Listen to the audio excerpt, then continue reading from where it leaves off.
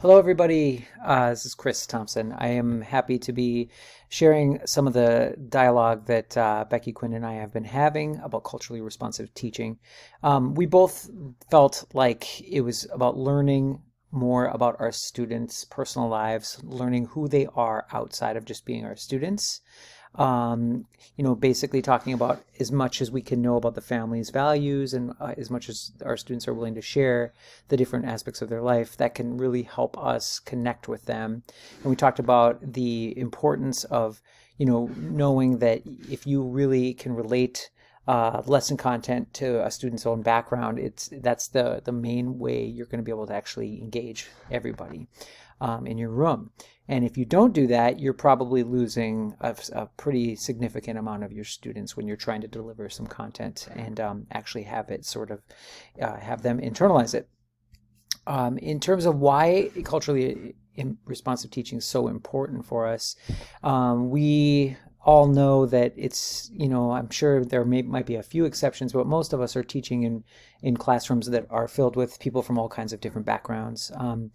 And so if we want to engage everyone again and get over the hump of that resistance that comes up for a student if they're not feeling like they're part of the class, or they're not feeling like what they're learning relates to them somehow, they can kind of turn their minds off a little bit and sort of lose their motivation. And I brought up the fact that the Lodkowski, I can't say the name correctly, and Ginsburg notion of motivation as inseparable from culture. And I hadn't thought about that until I read that article, and I really appreciated that.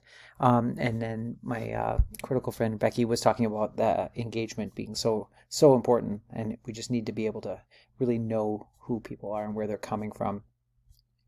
And then question 3, how might being culturally responsive help all learners to achieve more?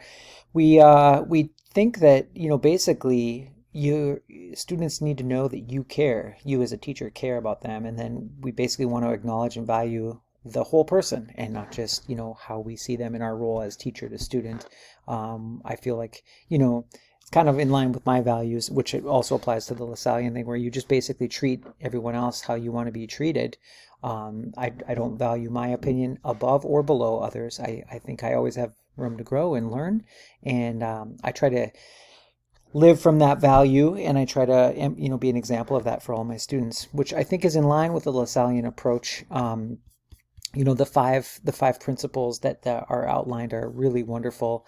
Concern for the poor and social justice, faith in the presence of God, respect for all persons, inclusive community, quality education. Those are all really great principles, and we really thought those were such a great lens to see our role as teachers through.